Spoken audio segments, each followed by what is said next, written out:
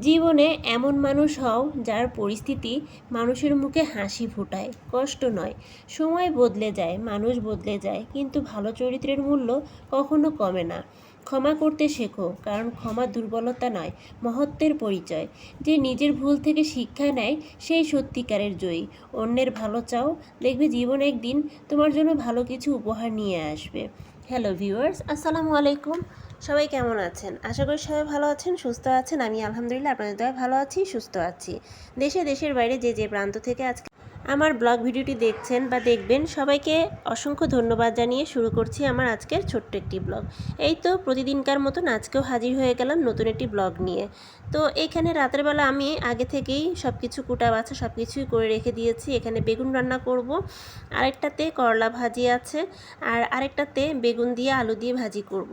তো যাই হোক, এখন আমি এটা রাতের বেলার জন্য করে রেখে দিচ্ছি। সকালবেলা উঠেই নাস্তা খাবে এটা, তো এই জন্যই আমি রাতের বেলায় করে রেখে দিচ্ছি। বাচ্চা মাদ্রাসায় যাবে, যেহেতু মাদ্রাসায় ওকে খাওয়াতে দিব, আবার টিফিনেও নিয়ে যাবে, তো সেজন্য হালকা একটু সবজি দিয়েছি। আলু ভাজির সাথে একটু সবজি না দিলে পরে মানে ছিল, তাই দিছি আর কি।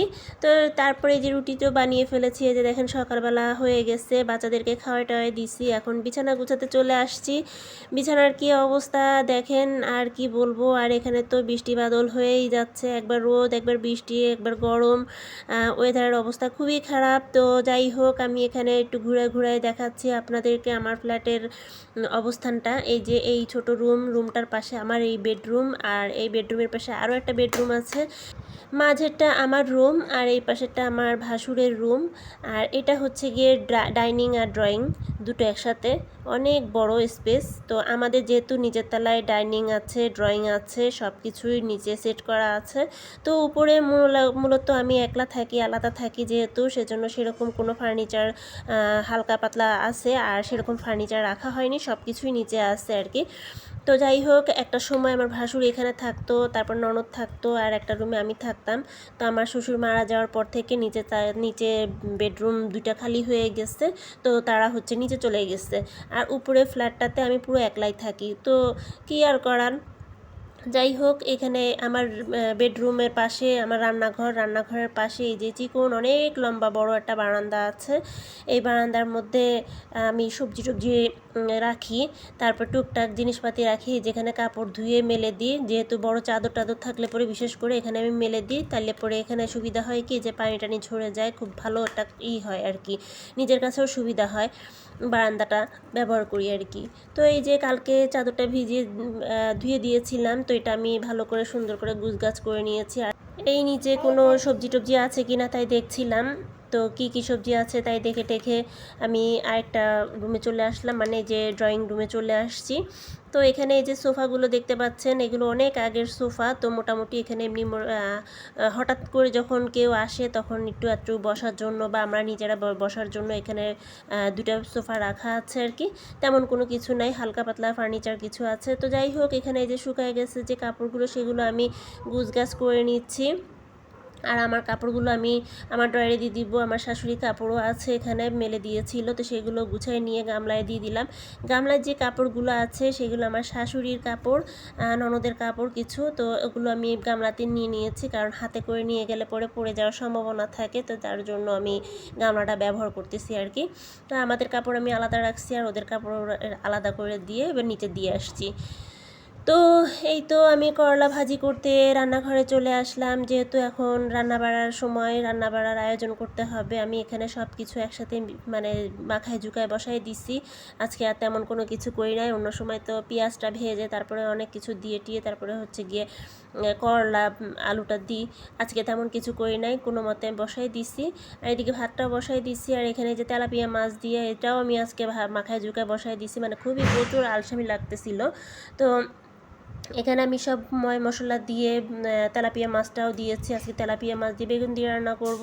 তো সবগুলো একসাথে কষাতে দিয়ে দিয়েছি, যে সুন্দর করে একটু পানিও দিয়ে দিয়েছি। দিয়ে এখন মাছটা তুলে নিব, যেহেতু মাছটা কষানো হয়ে গিয়েছে। আমি মাছটা সুন্দর করে আস্তে করে তুলে নিচ্ছি হালকা করে, যাতে করে মাছটা ভেঙে না যায়। তো এরপরে যে মশলাটা কষিয়ে নিয়ে এর মধ্যে আমি ইচ্ছা মতন গঙ্গার পানি যত আছে সব ঢেলে দিব।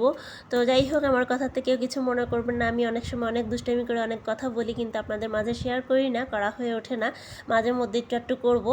তো যাই হোক, গঙ্গার পানি দেওয়া হয়ে গেছে, মাছ তরকারি সব কিছু যা দিয়ে টিয়ে ফেলেছি। তরকারি প্রায় রান্না করার পথে, মানে রান্না শেষ হয়ে গিয়েছে প্রায়। তো এরপরে ধোয়া পালার কাজে চলে আসছি। অনেক ধোয়া পালা এখন পড়ে রয়েছে, এগুলো আমি ধোয়া পালাগুলো শেষ করব। প্রচুর ধোয়া পালা হয়, সকালে এক গাদা, দুপুরে এক গাদা, রাতে এক গাদা, কি আর করার আছে। মানে ধোয়া পালা তো ধোয়া পালা করেই যায় একভাবে, এটা সেটা ভরতেই থাকে। এই যে সকালবেলা নাস্তা খেয়েছে, তো 2টা বাসন রয়ে গিয়েছিল, সেগুলো ধোয়া হয়নি, অন্যান্য টুকটাক ধোয়া হয়েছে। এটা ধোয়া হয় তো ওটা ধোয়া হয় না, এরকম করে করে টুকটাক করতে করতে অনেক জমে গিয়েছিল। তো সবগুলো বাটি টাটি সব ধুয়ে নিয়েছি। এর মধ্যে আবার মশলা বাটিও খালি হয়ে গেছে, তো সেটাও আমি ধুয়ে রেখে দিছি। আর এই যে বাটিটা আমার হাতে দেখছেন, এটাতে করে আমি ভাত ফ্রিজে রেখে দিই, রাতের বেলা সকালবেলা বের করে সেই ভাতটা গরম করে দিই। তো সেই টিফিন বাড়িটা খালি হয়ে গেছে, তো প্রতিদিনকার মতন এই টিফিন বাড়িটা আমার প্রতিদিনই ধুতে হয়। তো তুলে নিলাম। এরপরে চাটা যেটা খাইছি সেগুলো সব ফেলানো ছিল, সে কাপ টাপ ফেলানো ছিল, সেগুলো আমি সুন্দর করে সাবান দিয়ে ভালো করে কষলে ধুয়ে নিচ্ছি। আর এদিকে কড়াই আছে, একটা ঢাকনা পড়ে আছে, টুকটাক জিনিস পড়ে আছে, তো এগুলো সব কিছু আমি ধুয়ে টুয়ে নিব আর কি। ধোয়ার পরে অন্যান্য কাজে চলে যাব। অফ ক্যামেরায় আমি অনেক কাজগুলো করে নিই, সেরে নিই, যা আপনাদের সাথে শেয়ার করা হয়ে ওঠে না। এদিকে বাচ্চারা নাই, যেহেতু ডিস্টার্ব করার মতন কেউ নাই, এখন আমি নিরিবিলি যতটুকু পারবো অতটুকু আমি এক নিঃশ্বাসে একভাবে কাজ করে যাব আর কি।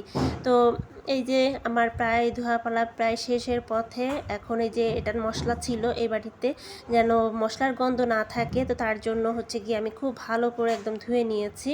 আর শেষে এই যে কড়াইটা আছে, এই কড়াইটাতে প্রতিদিনকার মতন যেরকম ভাত বসাই আমি, এটাতে ভাত বসালে এটাতে হয় কি, যেহেতু তরি তরকারি রান্না করি না, সে তার কারণে এই কড়াইটা কিন্তু হলুদ ভাবটাও আসে না সেরকম একটা। আর হলুদ ভাবটা আসলেও চট করে কিন্তু উঠে যায়। কড়াইটা আমার অনেক ভালো একটা কড়াই।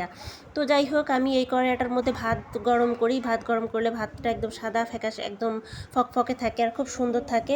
তো তরি তরকারি রান্না করা যে কড়াই অন্যান্য যেগুলো আছে সেগুলোতে ভাত বসালে ভাতটা কেমন যেন লালচে হয়ে যায়। তো এরপরে ফ্রাই প্যানটাও ধুয়ে নিয়েছি, এটাতে আমি রুটি বানিয়েছিলাম। তো রুটি বানানোর পরে কিছু ভাজিও ওর মধ্যে গরম করেছি, তো এই কারণে ওই তাওয়া না, ওইটা ফ্রাই প্যানটা মানে নোংরা হয়ে গেছে, তার জন্য আমি ধুয়ে ফেললাম। তারপরে চায়ের হাঁড়িটাও সুন্দর করে ধুয়ে ফেলছি। দেখেন কত পরিমাণে জিনিসপাতি হয়েছে, একটার পর একটা ধোয়া পালা। তো যে বাড়িটা ধুয়েছিলাম সেই বাড়িটা খালি করে তারপর হচ্ছে কি তরি তরকারি যেটা রান্না হয়ে গিয়েছে সেটা আমি সুন্দর মতন ঢেলে দিছি।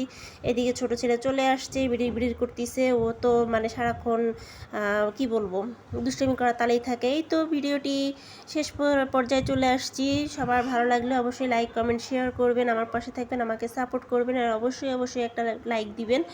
আপনার একটা লাইকে আমার এই ভিডিওটি আরও 10 জনের কাছে পৌঁছা যাবে ইনশাল্লাহ। আর যারা নতুন দেখছেন তারা অবশ্যই আমার পাশে থেকে একটা সাবস্ক্রাইব করে দিয়ে যাবেন। আজকের মতন বিদায় নিচ্ছি, আল্লাহ হাফেজ, আসসালামু আলাইকুম।